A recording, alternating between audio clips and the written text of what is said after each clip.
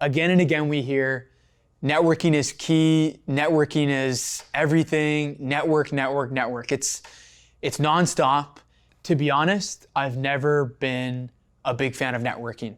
In fact, I don't even enjoy using the word. I instead choose to see it from a format of relationship building. It should be the same way that you develop a relationship with a friend, in the way that you would develop a relationship with a prospect or a client or a partner or a mentor. And I think seeing a life behind this person, actually then just scoring a meeting or actually trying to win something from them, that speaks measures. Understanding that person across the table is actually a human being, and not seeing it as a network to build or professional contact to add to your list. I would say the best way to start a relationship is to be curious, to actually be knowledgeable about their story, and to also see what ways you can provide help or support with whatever they're doing. If you can incorporate more of a relationship mindset through doing those three things, you might be surprised with how